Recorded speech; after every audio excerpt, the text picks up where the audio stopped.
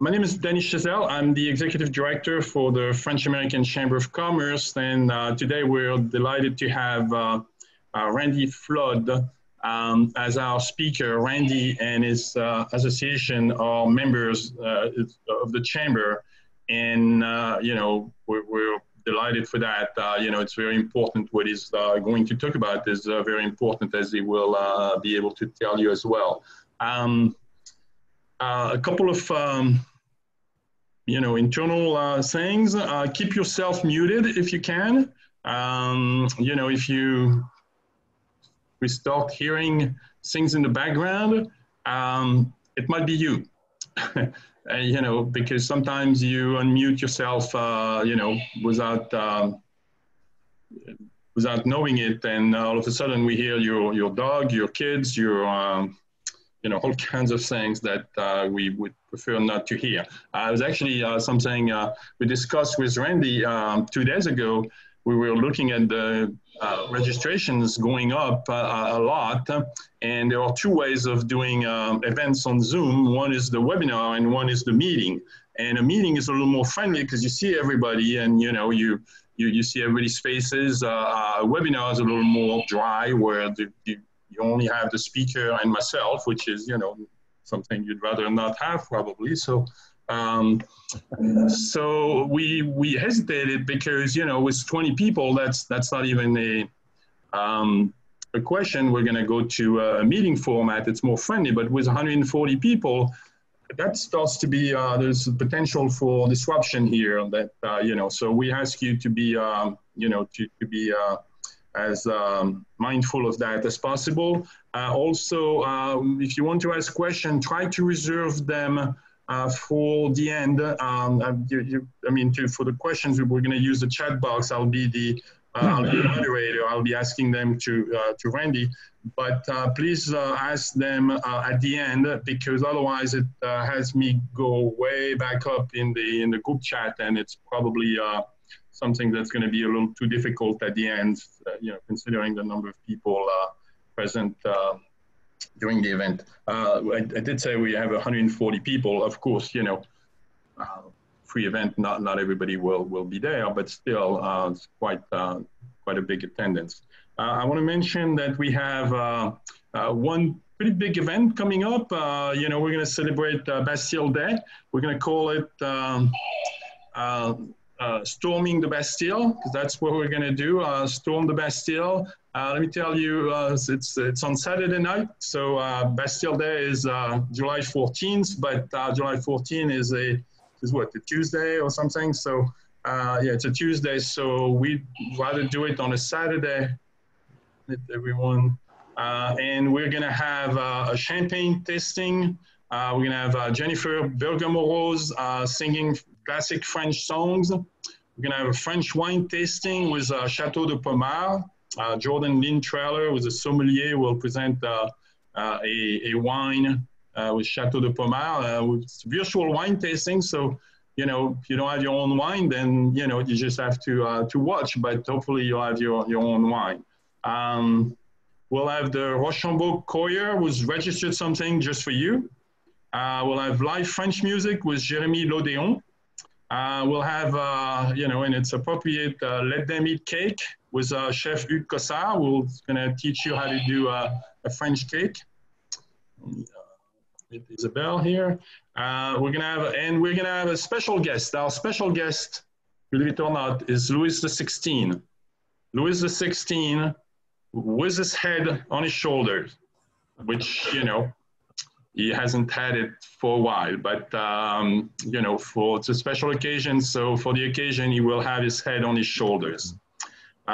We'll have a history lesson, with we'll call it Know Your Louis. It's not really a lesson. It's, more of a few fun facts about the French Revolution. I should say facts. They're not necessarily fun, but, and then we'll celebrate with a DJ at the end. So that's Saturday night, start at 8.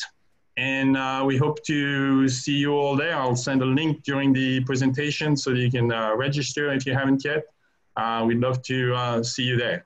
And then on the 26th, I believe, Yeah, on the 26th of July, we'll have a French trivia night. So I don't know, some of the things you learned tonight, maybe we'll have them as part of our trivia night on the 26th. All right.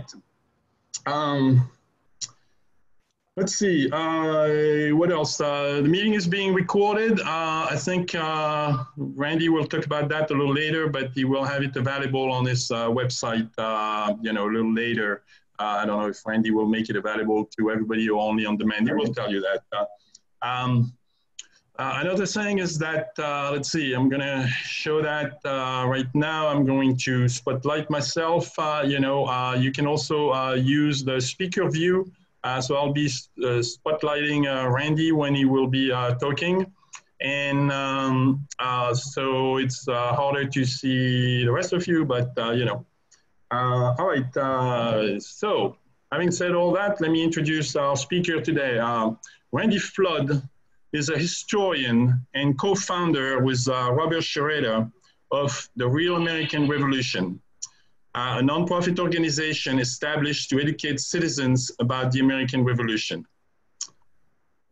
Robert Sherrata is actually in the waiting room, so let me admit him right now. There you go, he's still joining. There you go. Hi, Robert. We were talking about you.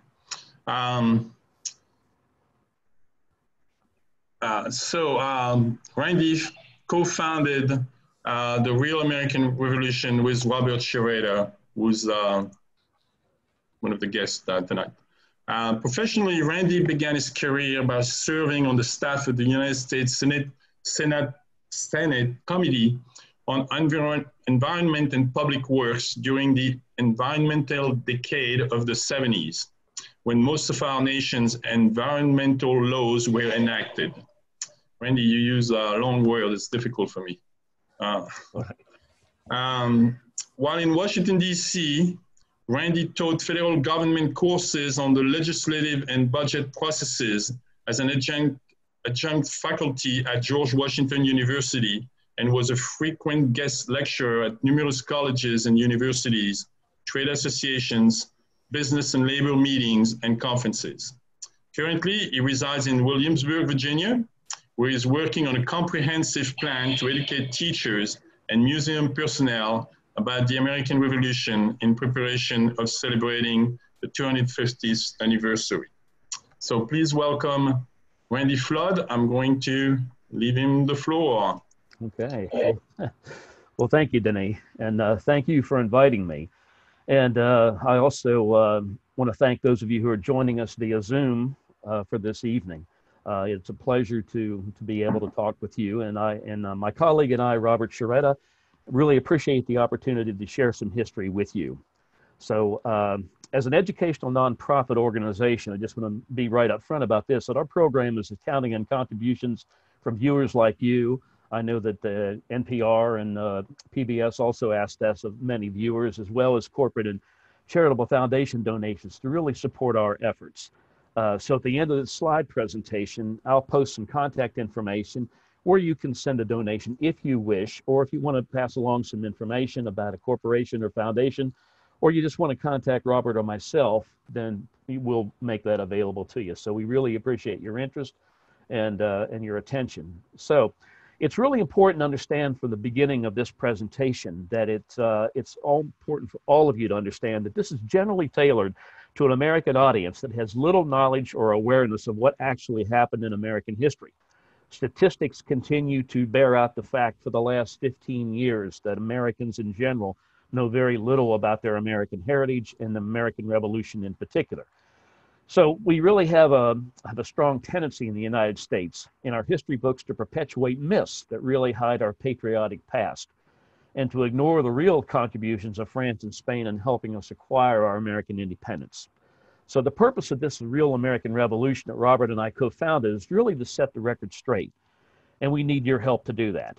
You're an extension of the American Revolution because you know so much about it. And France was such a vital played such a vital role in it that you too can help us educate Americans to the realities that existed.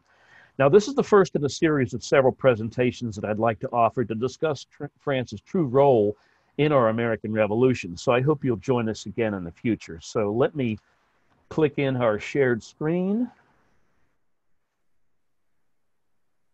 for our PowerPoint. And we'll go here to the beginning. Okay. Okay, can you see that? All right. All right. There we go.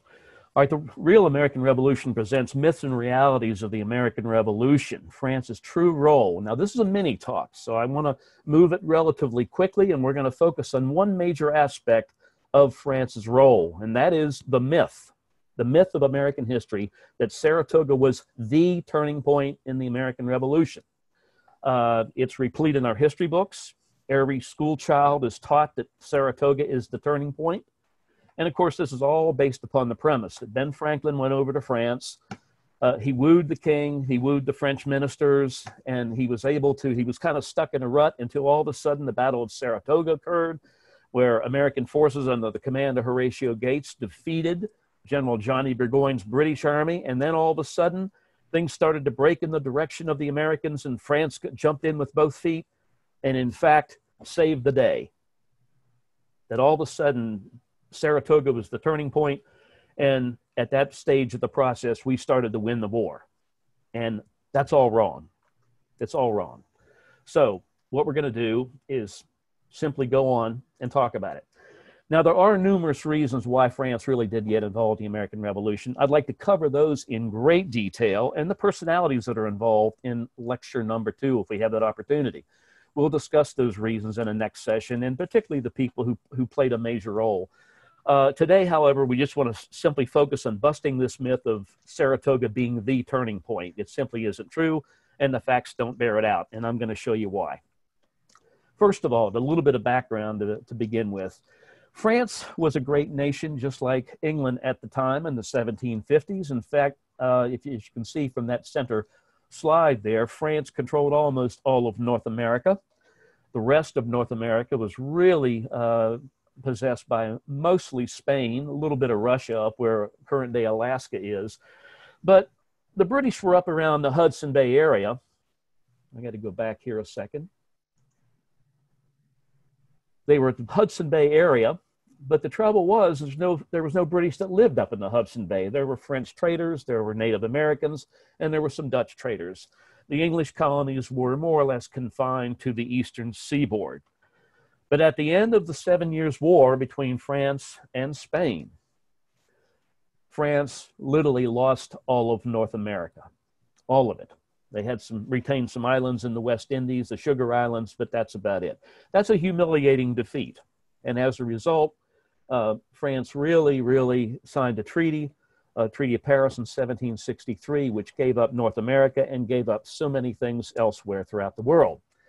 Now, interestingly enough, I'm not going to get into why, all those reasons why they helped the Americans, but I'm simply, as a lead up to Saratoga, we're going to talk about what France did. Now, 24 months before Saratoga, and this cuts to the heart of refuting the fact that Ben Franklin and Saratoga were the turning points. 24 months before Saratoga, Silas Deane, a businessman and member of the Continental Congress from Connecticut, was sent by the Continental Congress over to France 24 months before Saratoga to work with anybody who might consider giving us aid. Now, bear in mind that we're English colonies. We're breaking away from a mother country as English. Our fathers, our grandfathers, our great-grandfathers had fought France for centuries. But yet here we are trying to get aid from anybody, the French, the Dutch, anybody who could help us break away from Great Britain. Well, when Silas Deane finally got over to France, he met Pierre-Augustin Caron de Beaumarchais. We'll talk about him and Silas Deane in the next session. But for now, these two hit it off extremely well. They had mutual respect for one another. They knew what they were doing from the get-go. In fact, Beaumarchais came from a watchmaking family. That was his trade. But he became a top advisor to Comte de Vergennes, what we would call our Secretary of State today, or our Prime Minister. Vergennes was a key person. We'll talk about him later as well. But Beaumarchais also was a playwright by profession. He wrote The Marriage of Figaro, The Barber of Seville, The Guilty Mother, and he was very, very talented. But he was also, for practical purposes, an arms dealer. So he was able to connect with Silas Deane, and as I said, they hit it off. In fact, it was Beaumarchais' idea to come up with a dummy company, a company that they could kind of hide what they were doing, which Beaumarchais created in May of 1776. And the deal that they made was this. France would send arms, ammunition, tents, uniforms, and money to the Americans secretly, smuggling it out of France into the Americas, however they could do it. And the Americans, in turn, would provide tobacco from Virginia, rice and indigo from the Carolinas, and lumber from the New England areas. So, as you can see from the list there, muskets, ammunition, artillery, uniforms, tents, medicine, money, even military advisors. And they would leave from various ports in France on quietly, usually late at night, and they would begin to ship these things over here. And we have basically a bill of lading of the first ship. As you can see in the center there are some of the items that we would have that would be shipped over, that would end up in our military camps. But they would not send any French troops, no French troops. Everything was under the table, quietly. England wasn't supposed to find out about it at all because Louis XVI was really, really paranoid and did not want to see a treaty broken. Well, some of the technical assistance was very, very much appreciated. They sent people like Armand and Pulaski to cover cavalry. We had no engineers, by the way. If we were laying siege to a British fort and we were trying to get close enough to bombard that fort with cannon or mortar, how wide do you make the trenches? How deep do you make them? How long do you make them? How do you protect your men with their shovels and their picks from getting blown up by cannonballs sailing over their heads? You know, we had no engineering skills. So Louis Lebec de Portet was an engineer who came over here to help us. And he was joined by a Polish engineer, Tadeusz Kuskowski. And then, of course, they also sent people over here who were not from France, like Baron Steuben, who drilled our troops at Valley Forge, teaching them to wheel, teaching them to fire, load and fire in unison. That's really as our American army began to take shape. And so all these people came over here by way of the connection that Silas Deane made with Beaumarchais months and months and months in advance of the Battle of Saratoga. Now, money-wise, I've spoken to a good colleague, good friend of mine, Larry Farrar, who wrote Brothers in Arms, and spoken to a number of other specialists who have been analyzing the amount of money that France gave us. And in $220, we're talking about $29 billion, all total, that France gave us. That's an incredible amount in today's dollars. Now, of course, the most famous and most admired and respected patriot, Monsieur Lafayette, Marquis, came over here, and he came along with his mentor, Baron DeKalb.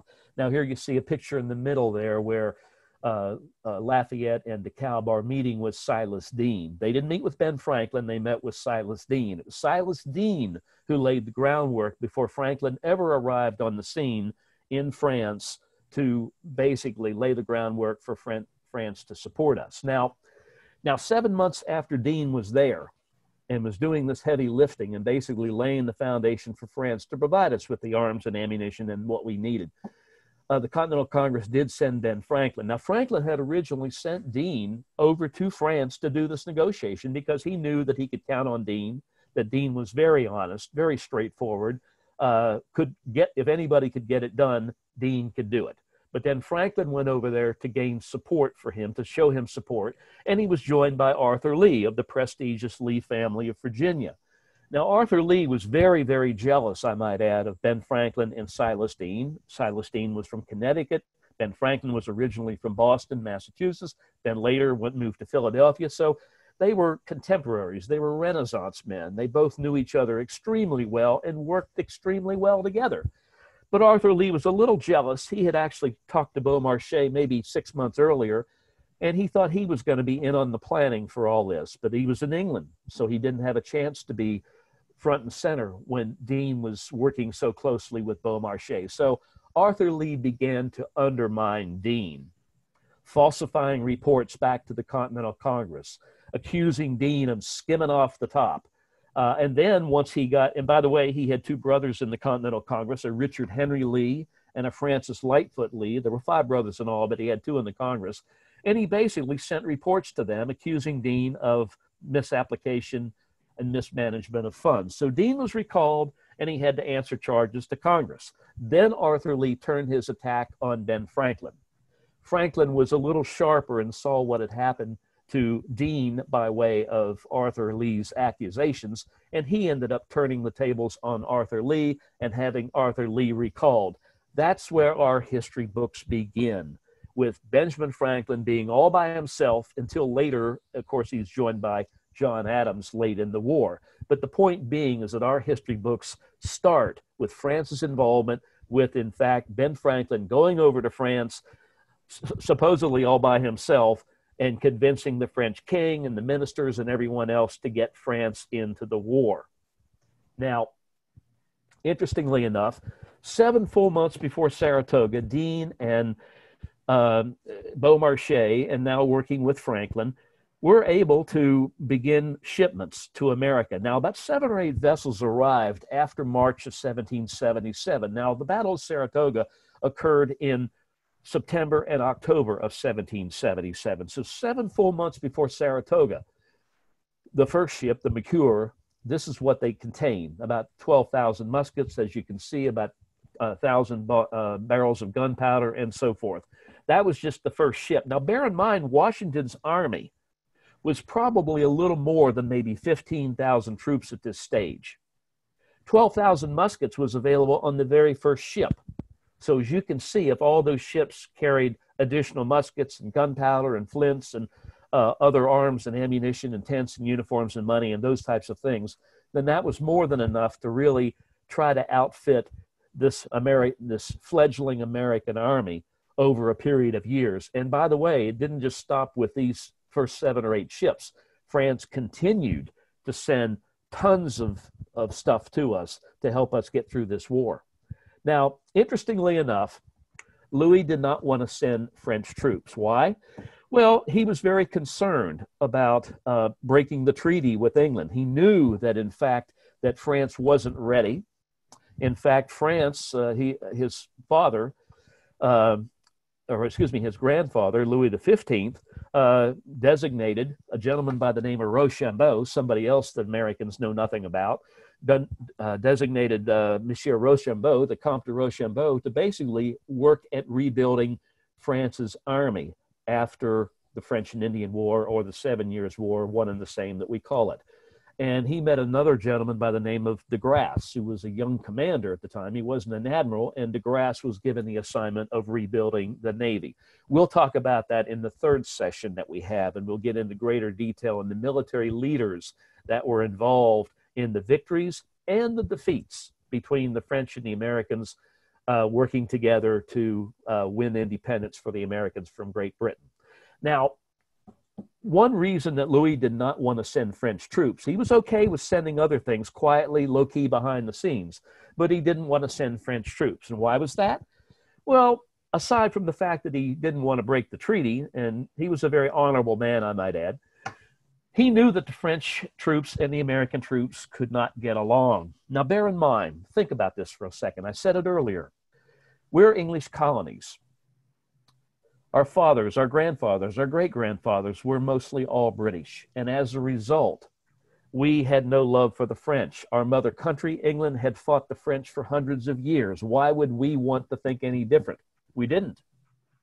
And the American forces did not like the idea that we were going to approach France. But George Washington, in his wisdom, realized that, look, we've got to let bygones be bygones. We don't have to eat with them. We don't have to associate with them. We don't have to be beside them on a battlefield. But if we're on one side of the battlefield and we're attacking the British, and the French can lend assistance on another end of the battlefield, what's there not to like? So Washington was able to prevail on a lot of his commanders and eventually the troops to accept the fact that French troops might be helpful to us. But even then, King Louis was resistant to change. He simply didn't want to engage French troops. Well, what changed his mind?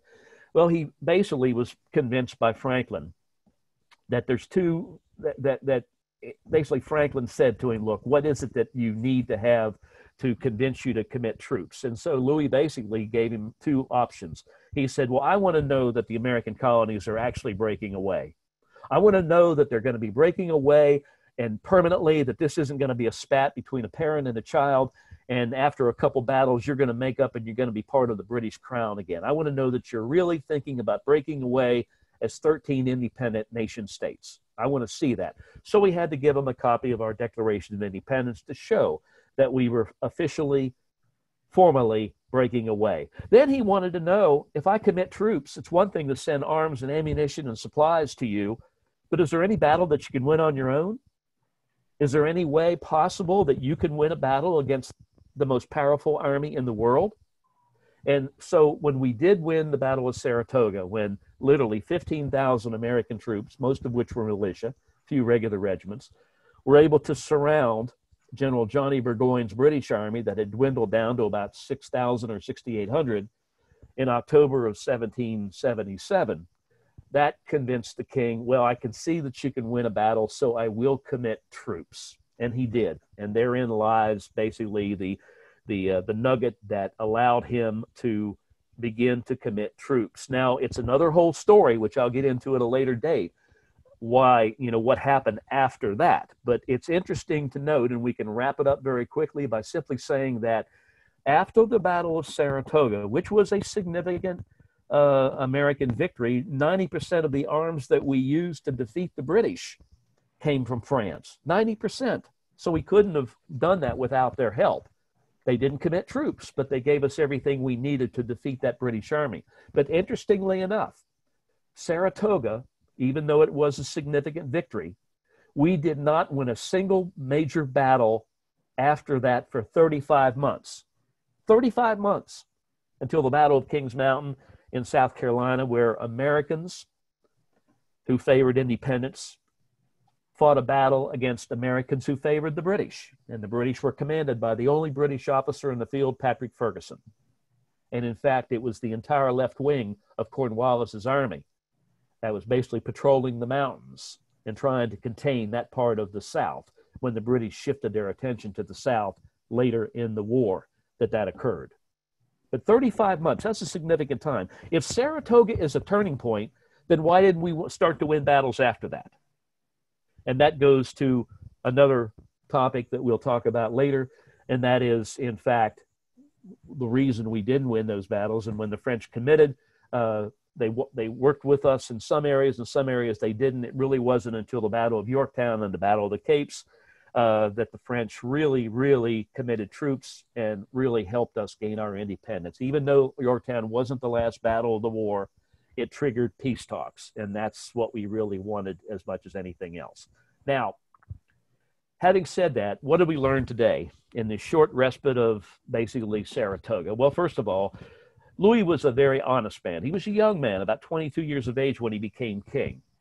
But he was an honorable man, and he didn't want to break the peace treaty between England and France. He recognized that England had humiliated France. He recognized that he needed to basically rebuild the army and navy, basically after that horrible war when France was humiliated. And he knew that would take some time, so he needed to buy time, and he didn't want to break his word. But when France did get involved in the American cause, they did so well and long before the Battle of Saratoga. Saratoga was not a turning point. Also, as I mentioned, the American Continental Forces didn't win a single battle after Saratoga. Nothing. No significant battles until Kings Mountain, when things actually started to break in their direction. So the conclusion simply is that Saratoga was not the turning point of the American Revolution. They've got it wrong in the history books. All you have to do is look back at history and see what happens, and you can see that they're leaving huge portions of what really happened out of the history books. Now, in a closing note on this, if you have any children in American schools, I would simply suggest this. If their teacher asks them on a test, and in America we have these standards of learning, so they may be subjected to that.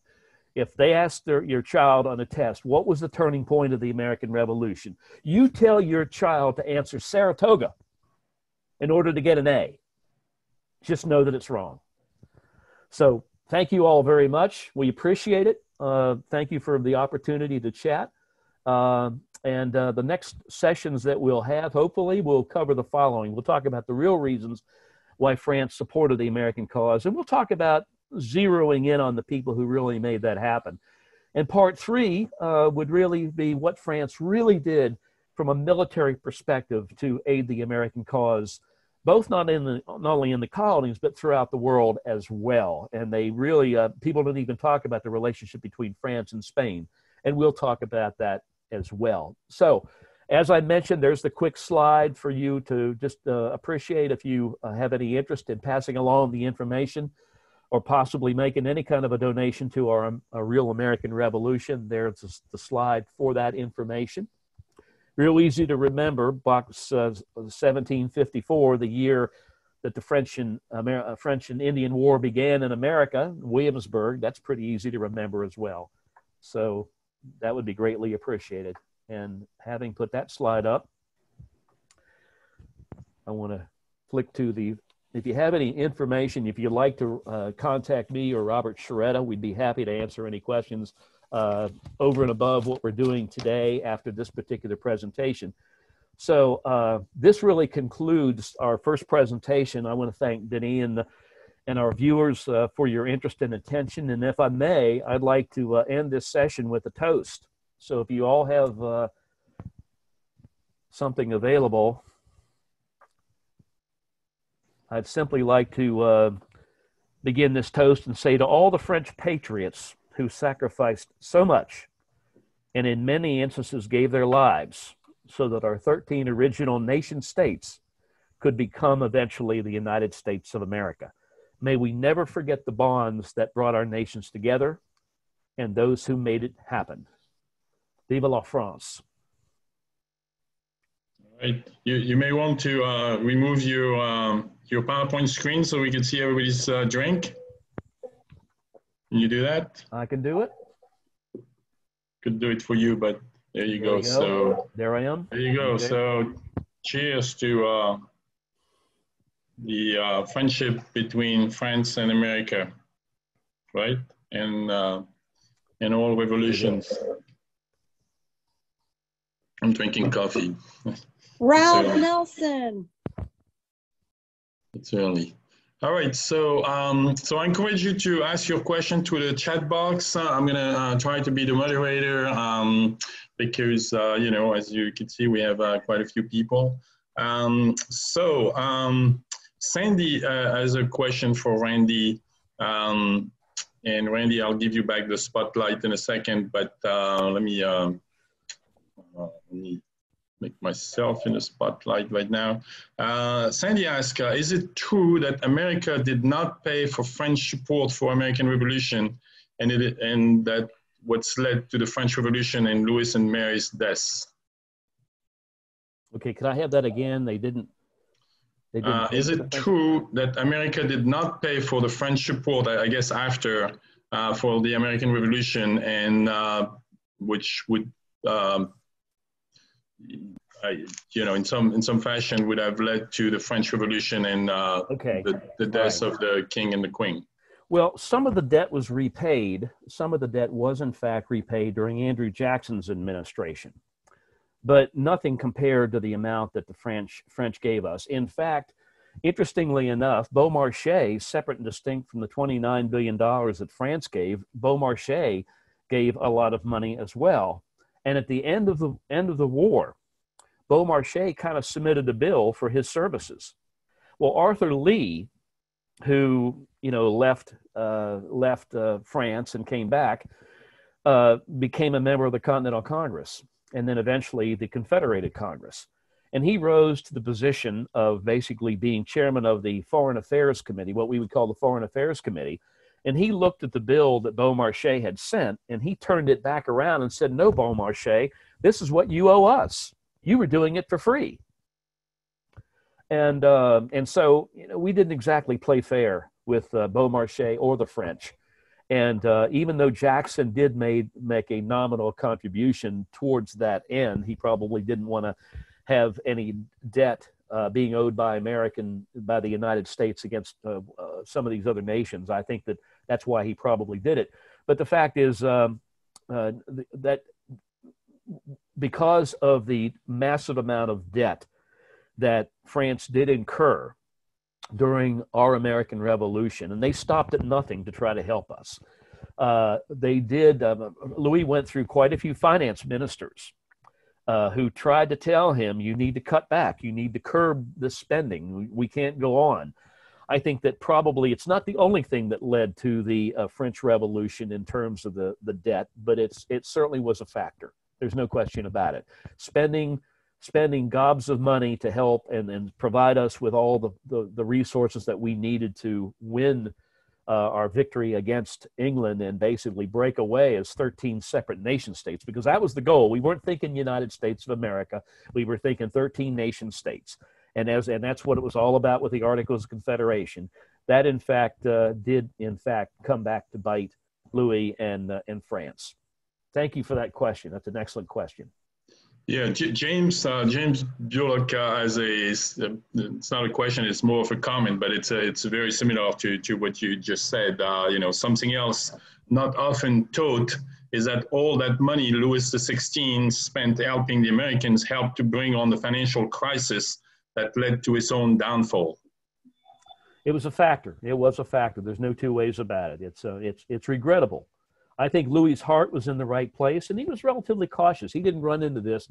He is often played as somebody who doesn't have it all together in movies, particularly movies about Marie Antoinette and that type of thing. And Louis was actually much brighter, much more capable as an administrator. He may have been a little out of touch with what was going on because he was so focused on helping the Americans break away and being preoccupied with that perhaps did divert his attention away from the needs of the people. There's no question about that either. But he wasn't a doofus. He wasn't ignorant. He was a very bright man, very well educated. I think his heart was in the right place, and he certainly wanted to help the Americans, no question about it. Yeah. So Reb is asking, what was the status of the 2,000 cities, St. Augustine and New Orleans, at the time, where they lost to the Brits in the 7-Year War? Yes, I'd have to go back and look at my map on that. But in fact, France was able to, Britain lost eventually the Floridas, and of course, St. Augustine turned hands multiple times up and through the American Revolution. But Spain did acquire Florida, largely through the efforts of Bernardo Galvez, who was really, you might say, the head of New Spain at that time during the American Revolution. The relationship that France and Spain had in the Gulf really distracted the British from putting all their resources into the South and into the mid-Atlantic colonies. When you had places like Mobile and Pensacola, which Spain was successful in launching attacks on and acquiring, because really Spain's interest was, Spain really wanted everything from the Mississippi to the Appalachians, which is exactly what we wanted. We wanted everything from the Appalachians to the Mississippi. Spain never endorsed our revolution, even though they supported France. They were an ally of France. They weren't an ally of ours.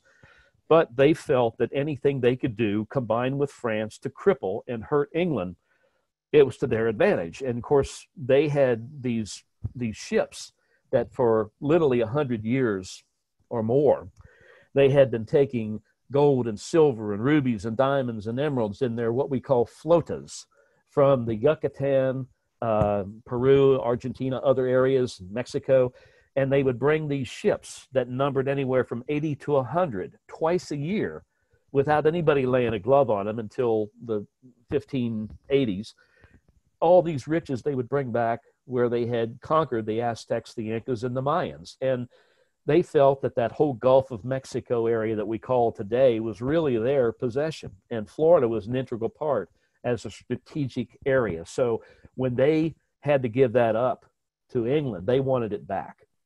And that was a major, major concession. They wanted that as much as anything. They didn't get basically the land from the Mississippi to the Appalachians. And that's primarily because we had a delegate. We had a person who was an ambassador to Spain. His name was John Jay.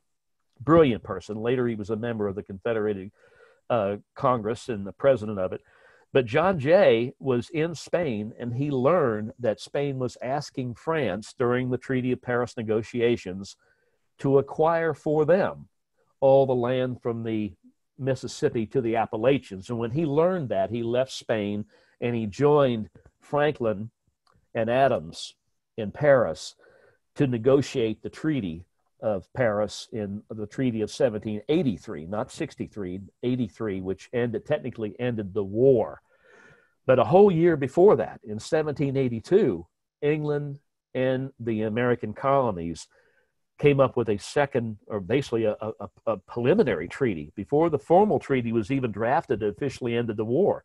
There was a preliminary treaty, simply because Franklin learned, and through Jay and others, that some of the French ministers were kind of going behind the American delegation's back and trying to broker a separate deal with England. And when Franklin confronted some of the ministers about that, they acknowledged it. So then that led the United States to basically, or the 13 nations, if you will, to have a separate meeting, have a separate preliminary treaty of 1782. And eventually, all sides signed the Treaty of 1783, which officially ended the World War. It was a world war. It wasn't just the American Revolution.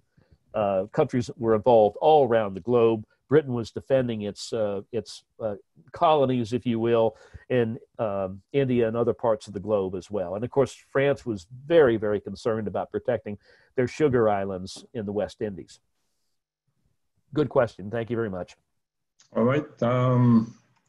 Let's see. Berin would like to hear your thoughts on situating our war, our meaning Americans, I suppose. I'm, reading his questions, in the larger context of the global Anglo-French War of 1776 to 83, and especially relative comparisons between the direct subsidies to the amount the French spent on their war overall, which may have been 50 to 100 times greater, which forced the British to keep their forces at home to guard against French invasion instead of sending them to America.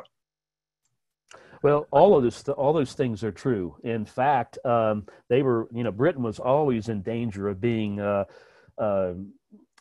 invaded by France and Spain. In fact, France and Spain in 1779, after they signed their treaty, they agreed to attack and, in fact, invade England. But as it turns out, the French fleet and the Spanish fleet didn't connect too well, and they had navigational problems in connecting and combining their forces to attack what was then a relatively England that was very, you might say, weakened or spread a little too thin. And it might have been fortuitous had they been able to invade England, certainly at that time, and have England focus on their own island.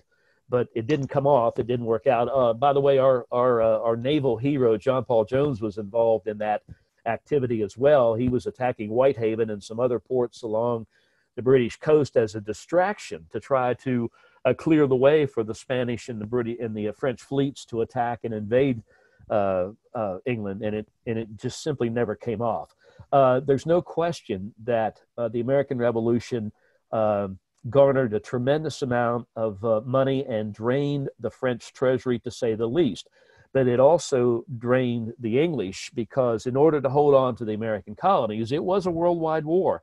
France was, once France and Spain got involved in 1779, they basically, Britain was threatened at all of its colonies around the world. Now, bear in mind, all these countries, France, Spain, the Netherlands, Great Britain, they all had colonies around the world. And we happened to belong to England at the time. But all these great nations in Europe had colonies that, and for a variety of reasons, they needed to defend them. And Britain was spread pretty thin throughout the world, so it did hurt their treasury. Interestingly enough, Britain was able to recoup its losses and, in fact, rebuild its treasury within 10 years after the American Revolution. 10 years. Whereas France in 1789 continued to spiral downward, and they had their own French Revolution. And a large part of that, of course, was the fact that France was bankrupt because it had spent so much in that war, and they didn't recoup it after the war was over. They didn't get it back. And despite the fact they did have sugar islands to draw resources from and sell valuable sugar, which was a huge commodity around the world, they never had an opportunity to rebuild their treasury, as did England. And that's one of the reasons why in 1794, Alexander Hamilton said, you know, Britain's, through their mercantile system, is financially solvent. Why don't we partner with them? And of course, there were some Americans who didn't want to do that, others who did. But Hamilton prevailed upon then President Washington as Secretary of the Treasury, is what Hamilton's position was, for what was the Jay Treaty. There's Jay's name coming up again. John Jay went over to England as a sitting Chief Justice. He was Chief Justice of the Supreme Court. And he went over as a diplomat to England to convince them to basically designate the United States as a most favored nation, which means that England would trade with us before they traded with anybody else in the world. And it would be a direct link with us. And we took advantage of that, to say the least. So does that answer your question? They cannot talk. Okay, well, thank you. Thank you. But, you know, maybe Baron says not entirely. So Baron is going to have to be a little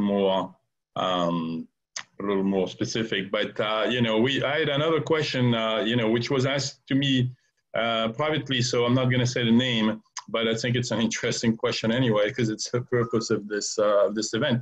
So, and the question is very simple. If Saratoga was not the turning point for the war, what do you consider to be the turning point, or do you want to give it away now? Well, I can talk about that. I don't think there is any single turning point. There are various things that broke in the direction of the Americans. For example, at an all-time, when morale was at an all-time low, after the numerous battles that Washington had lost in New York and retreated all the way across New Jersey and was able to get across the Delaware River into safety into Pennsylvania in December of 1776, recruitments were up. I mean, the enlistments were up. People wanted to go home. Many of them were militia. They didn't want to serve in the army all the time, and they wanted to go, and they needed a morale booster. They needed a victory. So Washington's victory after crossing the Delaware River and attacking Trenton, which was a British basically outpost that was manned by Hessians or allies. They weren't mercenaries. They were allies to the British. Basically really gave a tremendous boost of morale. And then, of course, that was followed subsequently on January 3rd by another victory at Princeton before Washington took his army up into the mountains near Morristown outside of New York. And so there were little things that occurred throughout the war, certain things that helped all that really America was the beneficiary of. But interestingly enough, you know, we win a few battles, we lose a few battles, but nothing is really breaking in our direction. Nothing is causing Britain to throw in the towel. You know, after the mid-Atlantic colonies and after Saratoga, they shifted their attention to the South because they wanted to hold on to what they felt was the area of the colonies that most likely was friendly to them, because they had good, strong ties with many of the planters in the South. And they were really, they felt that they might be able to hold on at very least to some of the major ports in the South, like Charleston, Savannah, Wilmington, and others. And they were doing a pretty good job of it. But then, of course, when a lot of that was based upon the fact that the British, when they did shift their attention to the South, were beginning to pull troops out of North America and redistribute them around the world, redeploy them around the world to protect their possessions in India and elsewhere. And as a result, Saint Germain, the minister in Britain, and other British officials, ministers, realized they were hopeful, or they bought into the idea that loyalists, American loyalists who were really in favor of Britain retaining control of these colonies, would pick up that slack, that they would actually support Britain retaining support in the colonies. And they had more support in the South perhaps at that time than anywhere else. So you know, with the armies that they had in the South, with Clinton and then Cornwallis, and of course, you know, as I mentioned, the army of Ferguson, the left wing of the army, they felt that they might be able to arouse a lot of support from American loyalists who would be loyal to Great Britain.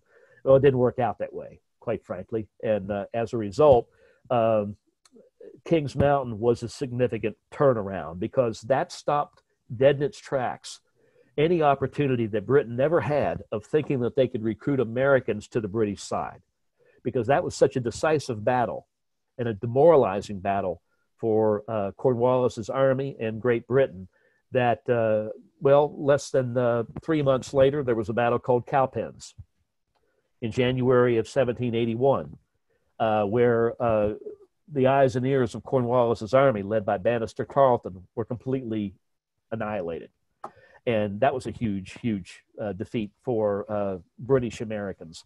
And then, of course, the kicker was when Rochambeau came over here with his troops, and we'll get into the battles and that type of thing in the next session or the 2 sessions from now. But suffice it to say that there were a lot of things that led to the Americans eventually gaining independence, that there's no single turning point. That's my point, is that the history books in America say that Saratoga was the turning point. It's not. It's easy to beat back that argument, in my opinion. All right, thank you. James Bullock has a question. Could you touch on the undeclared naval war the U.S. fought against the French just a couple of years, and I think he meant 1798, after the American independence? Could you touch on that? Well, I'll just touch on it by that. That's what I had planned to talk about in the 3rd segment, was because not only just to talk about the American battles, but also kind of walk us through what we consider to be the undeclared Franco-American War. Because bear in mind, let me just say this. It took us a while to get our act together, because when we declared our independence, we were declaring our independence as nation states. We granted our Declaration of Independence to try to get France and any other nations together to acknowledge the United States. But that's a small U. We're not talking about United States as we think of it today. We're talking about United States, nation states is what we were doing. And as a result, when the war was over, that's how we governed ourselves as nation states. We put tariffs on each other. We couldn't raise a common army. We couldn't raise a common navy. We couldn't do anything and act as one nation as we eventually had to do. So when we basically dumped the Articles of Confederation and rewrote that, and then wrote our Constitution, which provided for our 3 branches of government and a president, George Washington wisely, when he had a cabinet of people who favored France, primarily Jefferson. I'm wearing my Jefferson tie, and he also had Hamilton, who was an Anglophile, very strong in favor of the British government. Let bygones be bygones. It's learned from the British. So when you had these people locking heads in their debates on public policy with Washington, Washington made, in my opinion, one of the most brilliant decisions of his presidency by saying, look, we're going to go it alone. We're not going to be a subset or a colony of France or England. We're going to be Americans. We're going to create our own government and move in that direction as neutrality. We're going to focus on neutrality because we don't have a standing army. We don't have a navy. We're not prepared to risk what we've gained by getting in another war. And of course, when we started the trading, because Hamilton had orchestrated this Jay Treaty, England at that point, since their navy was the most capable in the world at the time, decided to give us safe passage. They would protect our merchant ships. So when we were shipping tobacco and cotton and indigo and rice and lumber and those things to England, where in England would process all that in their factories and give us back or sell us back Chippendale furniture that they made from cherry or oak or whatever. Basically, the British Navy, the Royal Navy, protected our merchant ships. And France didn't like that at all. France, they wanted to trade with us too. But when nation granted us that most favored nation treaty status, that they would trade with us before they trade with anybody else, part of the condition with that was we would trade with England. And France felt that we had turned our back on them. And of course, as I said earlier, there was a lot of dissension in France with the king, his government, the spending, and a lot of other things. And so in the undeclared Franco-American War of 1797 and 98, by that time, John Adams was president, and he was trying to continue Washington's policies of neutrality. And he was very strongly in favor of England at the time, but nevertheless, he sought a position of neutrality as well. And we had some problems because France and the Dutch and the Spanish and others were attacking our merchant vessels. So it was, I'll get into a little bit more detail on that in that third segment, but that's basically, suffice it to say that it was an undeclared war. We didn't want to go to war officially with anybody. So we kind of ignored as best we could the fact that they were seizing our cargo, seizing our ships, and the like. Thank you for that question. That's a good question. Okay, Barry, kind of a follow-up. He thinks you just you addressed it actually, but I'm going to ask it anyway if you want to comment further. Would you agree that direct French aid and troops were actually less important than the fact that France made the war a global war, so Britain couldn't focus on us as Americans, I suppose, as they had by deploying a new army to the colonies in 1777? Well, not less important. I think they're equally important. I mean, I don't know. It's clear to me, if you look at the history, that the arms, the ammunition, and the continual aid that France provided, by the way, really did help us hang on. And long enough, we just basically, what happened was we basically wore the British down. They were spread very thin throughout the world, defending all of their colonies. France, of course, and Spain had united. And you know, France continued to pour in millions of dollars into our effort and support us, and Spain gave some as well. So I would say they're both equally important. It's yes, in fact, France helped create conditions under which England did have to deploy troops and defend its possessions around the world, but they also really did want to hang on to some of these colonies. So I'd say they're both equally important. There's not one or the other. They were both really important. We needed the French aid, even if we didn't need the French troops. We were hoping we could need the French troops, but I'll get into that in the third session and explain the battles that we won and the battles that we lost when we did engage with the French troops, because they didn't make a difference at the outset. Not certainly after they committed French troops after Saratoga. They didn't do it beforehand, but when they committed French troops after Saratoga, it didn't go well at all until basically Yorktown and the Battle of the Capes. And I'll get into greater detail on that at a later time. Good question. Thank you very much. Right. Patricia, the comment, kind of disagreeing with you.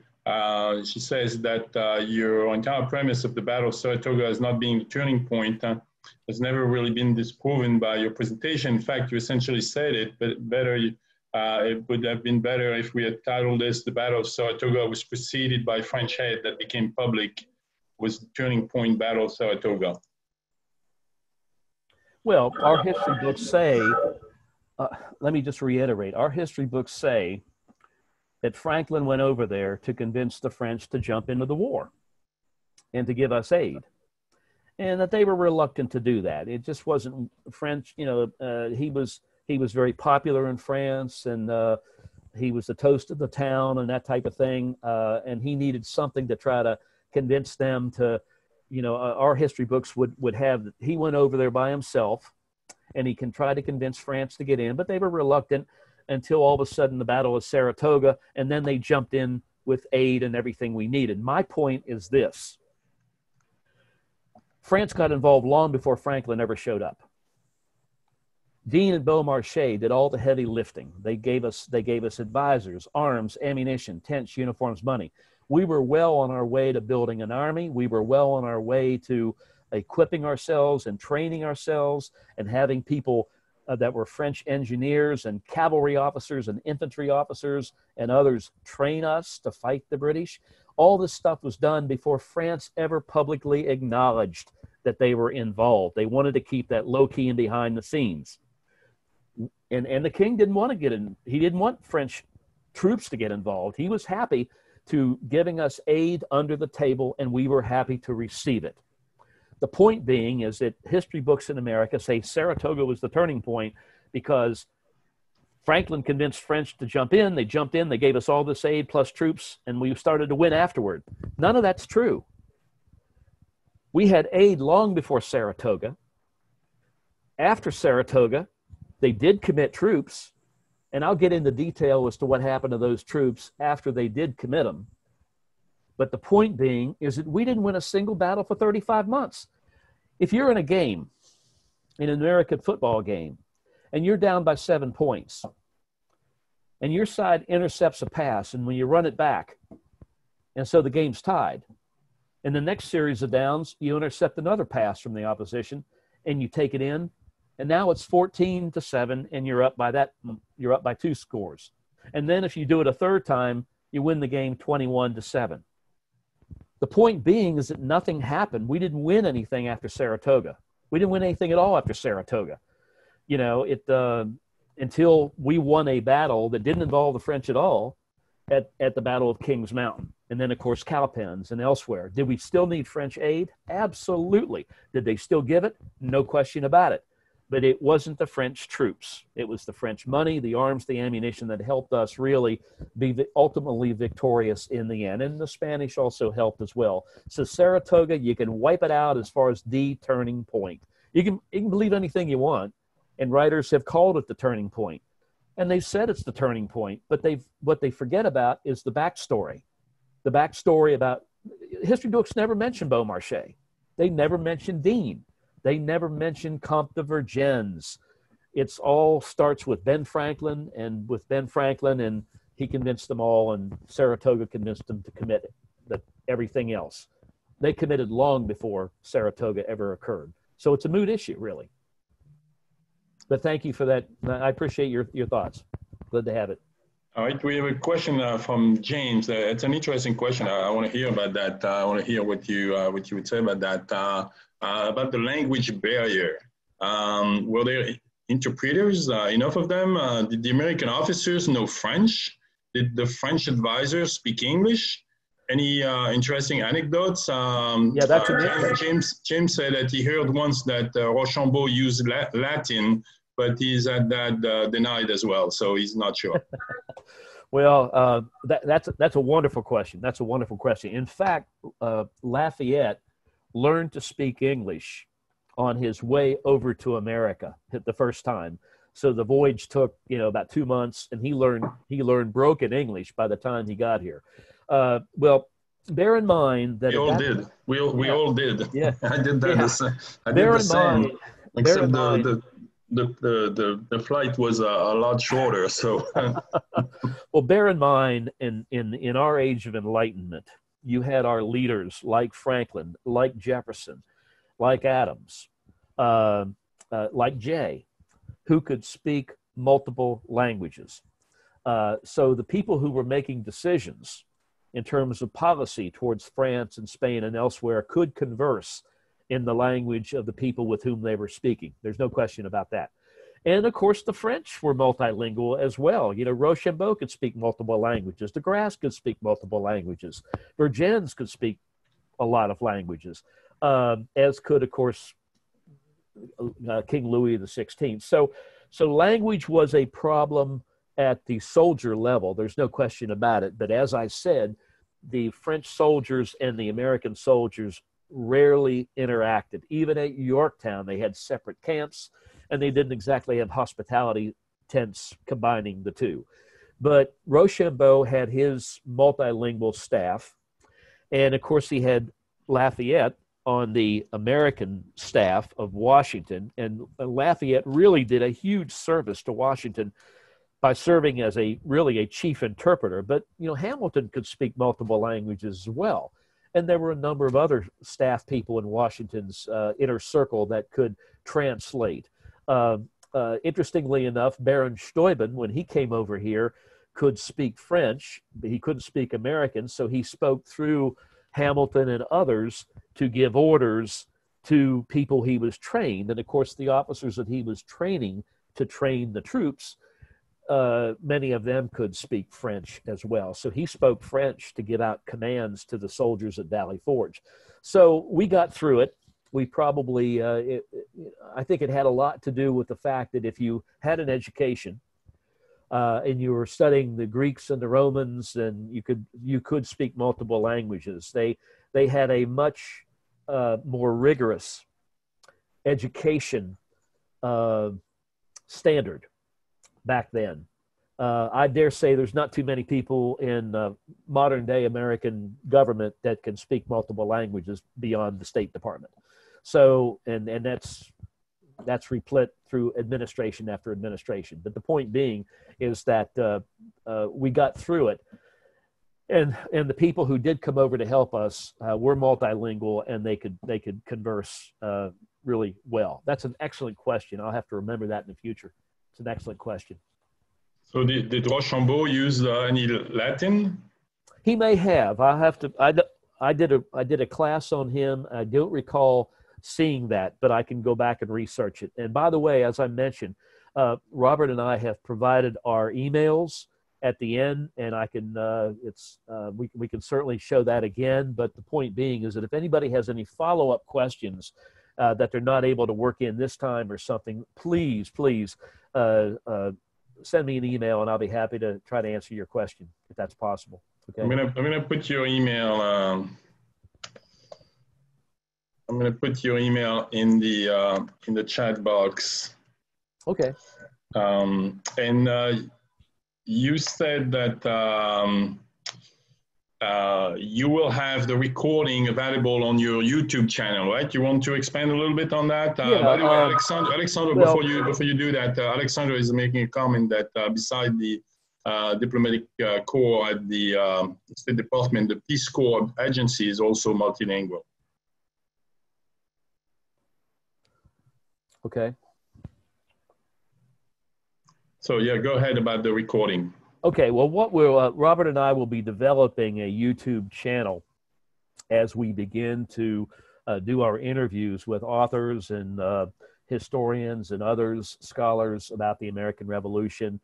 We've already produced one particular interview with Larry Ferrara that runs about an hour, and that'll be made public in the not too distant future. We want to basically log in some of these interviews and we will make them available.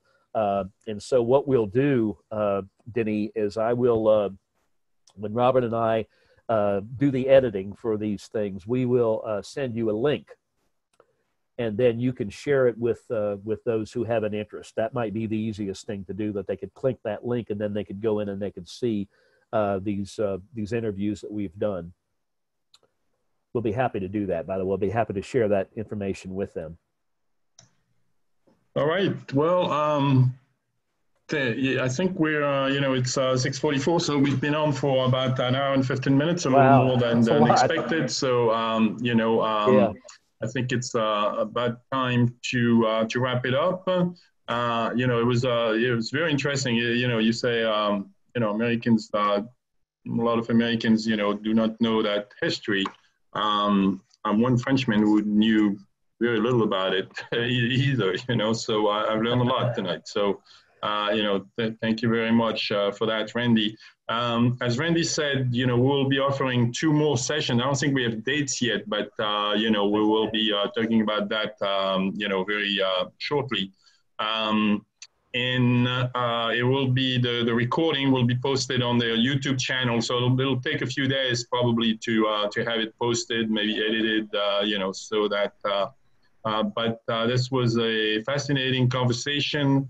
Thank you very much to Randy, to Robert as well, to the Real American Revolution, organization, for being a member of the French American Chamber. We hope that you will support Randy and Robert in their efforts. And we also hope that you will be, at least many of you will be there on Saturday night to storm the Bastille, because, that's what we do, and Louis XVI will actually be there with his head on his shoulders. So we hope to see you there. I'm going to put the link again on it.